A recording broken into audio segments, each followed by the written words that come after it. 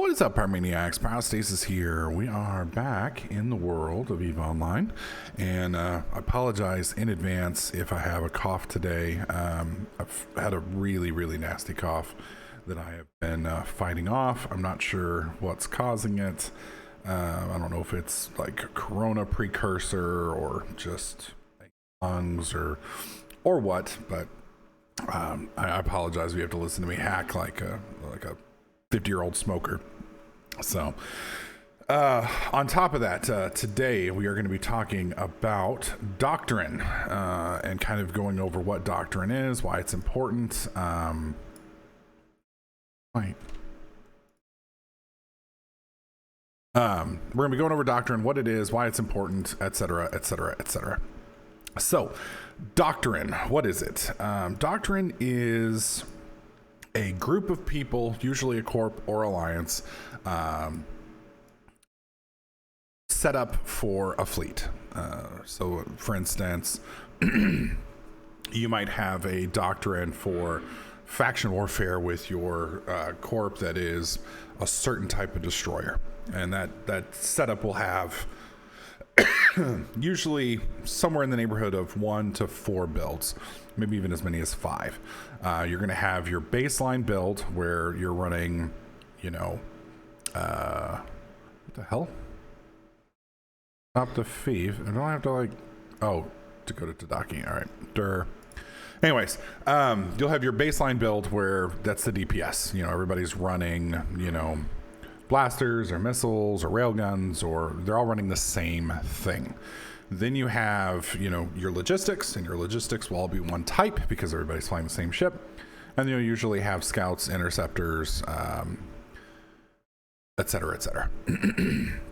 Scout's job is basically to usually stay a couple jumps ahead, a couple jumps behind the fleet, and then on top of that, make sure that any targets are locked down with interdictors, etc.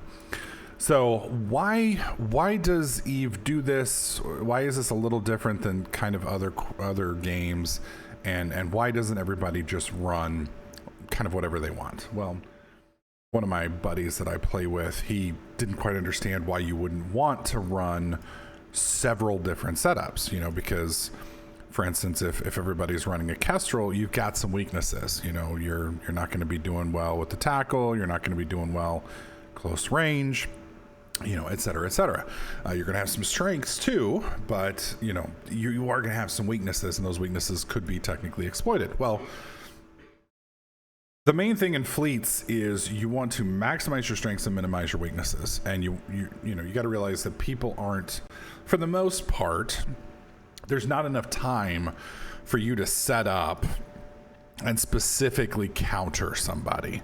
So for instance, if I'm out running around with my fleet, we're not going to have time to specifically set up to counter you. So it's like, oh dude, they're running, this, if we run this, it's going to perfectly counter them and totally screw them. Usually there's not time for that. There is sometimes in 0-0 where, Intel will kind of say what's coming and you can see it coming and you can kind of plan ahead for it. But for the most part, it's one of those things that just kind of works itself out. Your fleet's out, their fleet's out, you kind of bump into each other, and it's either a fight that can be fought or it's not. One person disengages, gets wiped out, etc. It just depends. So with that being said, the goal is to maximize your strengths and minimize your weaknesses. And why is running the same ship allow you to do that? Well, for instance, if you are all running the same ship, then the FC doesn't have to worry about things like ranges. He doesn't have to worry about, because let's say we all warp in at 10, right? On a ship that we're trying to engage. Well, let's say I'm a blaster fit, so I need to close range to about 2 to do my damage. And Lost, let's say he's a sniper fit, so he needs to be out at 60 to do his damage. And then the other guy, he can, shoot right now. And then our logistics, let's say it's an armor tank, but the rest of us are shield tank. It's an armor repper, but the rest of us are shield tanks. Well, the issue that we're running in with this is only one person can do damage right now. The other two are going to have to move to get to their optimal ranges. And not only that, but our poor logistics guy can't really, I mean, he can heal us, but it's not our primary resistance proof setup. And so because of that, we're going to be kind of squishy. We're going to kind of get our faces pounded really good, and nobody wants to get their faces pounded. Now, if you flip that around and you're running with Doctrine, we warp in at the Doctrine distance. We're all instantly shooting because we warped in at the Doctrine distance. We're all instantly doing damage, and our reppers are able to heal us because they were prepared to do so, because that is the damage type and that they were bringing. So we're all shield tanks. They're ready for shields. So they're keeping us up all day long. We're doing damage. And the target has a much greater chance, or probability, so to speak, of dying, and we have a greater chance of getting out of here alive. So hopefully that's kind of brought up the main benefit, is to maximize strengths and weaknesses.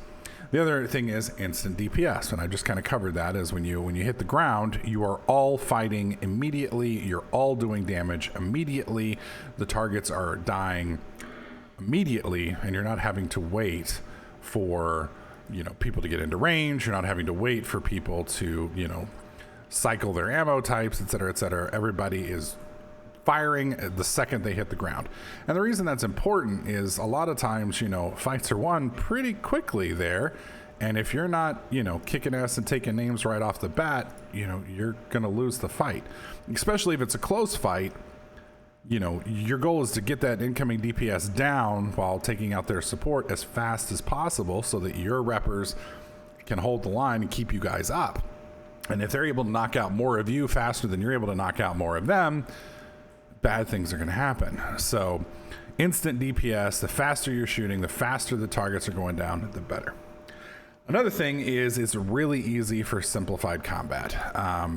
When you first start bringing in newbies don't necessarily know a lot. You know, they don't know things like transversals, they don't know things like, you know, optimal range, or even if they do understand it, you know, they're not going to understand missile mechanics and why signature radius is a thing and explosion radius, et cetera, et cetera.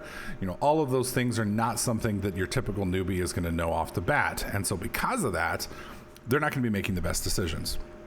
If you are, however, in a fleet, and if that fleet is anchored up and you guys are working as a team, those decisions are removed from the newbie and they are put in the hands of somebody who is hopefully a little bit better and knows what they're doing, the fleet commander, and the FC is making the right decisions, or at least decisions that everybody can utilize at the same time.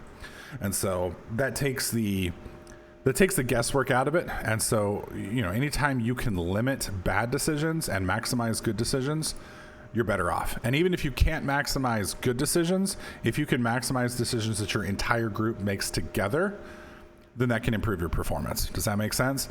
Look at it this way. If you're charging Normandy Beach and 2 people charge Normandy Beach, you're probably fucked. If 10,000 people charge Normandy Beach, you're going to probably get through. And that's kind of the thing, is even if you make bad decisions, if everyone makes that bad decision together, it can kind of be a little bit better of a bad decision. Does that make sense? I mean, you're still probably going to get your ass kicked, but you might do a little bit better before you die in a fiery inferno. Another reason is easy skill builds. You know, you've got newbies coming on. They don't necessarily know what a fitting skill is or how it works or blah, blah, blah. You tell them, I want you to fly this ship. I want you to look at these prereqs right here. I want you to set those up, and I want you to, you know, be ready to fly it. Easy. Guy doesn't have to think. He doesn't have to go do his research. He doesn't have to go figure out what a PvP fit is.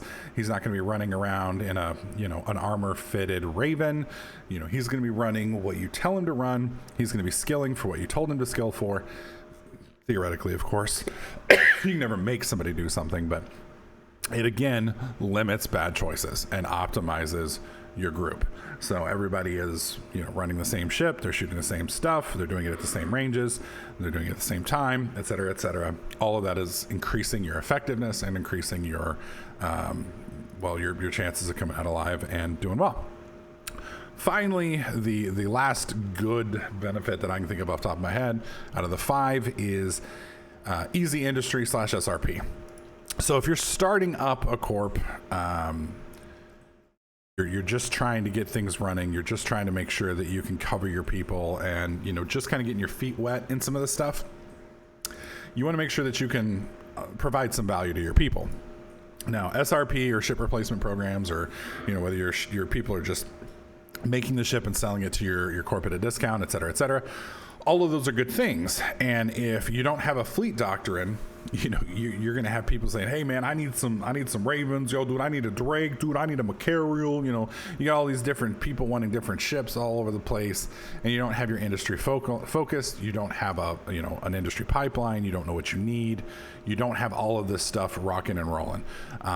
If you have a doctrine, then your guys know exactly what they're making. It's like, all right, well, we just need to, you know, pick up this stuff. I probably should have dropped this a lot earlier, but I got the reports. Fuck it. We'll leave the stuff. I usually let one of the newbies with me do the looting. So my newbies are currently nestled in bed, not out here loot goblining for me, which makes me sad in the pants. But yeah, so your industry people know what ships you need. They know what your stocks look like. They know how, you know, prepared for war you are, so to speak. So, you know, they don't have to worry about making 500 different ships. All they need is, we got to make sure we keep this ship or these 2 or 3 ships in quantities and enough ammo for, you know, the corp to continue throwing it downrange, and we're good to go. So that's why doctrine is important. That's why you know, most good corps and or alliances are going to run some form of doctrine. It's just to, you know, maximize your strengths and weaknesses, you know, increase that time from hitting the drop to doing damage, simplifying combat, simplifying your skill builds, and making it easier on your industry people. All of those definitely increases your chance of success. And I mean, you know, you're still going to get your ass kicked from time to time, still going to get blown up. Probably, especially if you're new, probably more than you do the alternate, but it will increase your chances of success.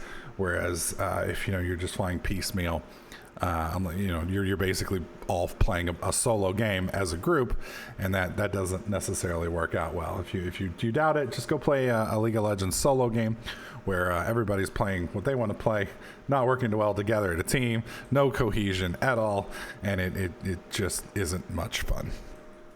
So let me know what you guys think about this video. We're going to be actually setting up our doctrine for our Eve Corp this weekend. We're going to dabble our feet into faction warfare for a little while, just because that allows us to force fights in certain hulls. So for instance, you know, we can get fights as frigates, we can get fights as destroyers, we can get fights as cruisers. And this will allow us to kind of get our feet wet, build our corp, learn our combat tactics, and you know, minimize our weaknesses. So we're looking forward to it. We're going to get our faces pounded brutally, but it's going to be fun. And you know, when you're flying frigates, it's cheap, so you know, it's not going to be too painful for us to learn. So if you'd like to join this, all you need to do is just join TDK. That's our channel. You can just right click on my platform or my profile, go to Cult of the Frozen Flame, and you should be able to apply to join right there. We do have 5% tax to, at the moment, kind of help cover some basic cost stuff. I'm more or less fronting everything at the moment out of my own personal wallet, but eventually, hopefully, the corp will become a money-making process. Also, if you don't have an Eve account and you would like to join, there is a link in the description down below. This link will give you 1 million skill points. That's about a month's worth of training. It is highly recommended that you either use mine or someone else's. As a caveat, if you ever do convert to an Omega, it does give me 2 weeks of playtime and a few other minor benefits. So if that's something you're interested in, links in the video description down below. Like I said, feel free to come join us. We're all learning together. I'm going to have some fun, blow some ships up, lose some ships, and more or less have a party. So thanks for watching. If you like this video, slap that like button. Don't forget to subscribe. I'll catch you guys in the next clip.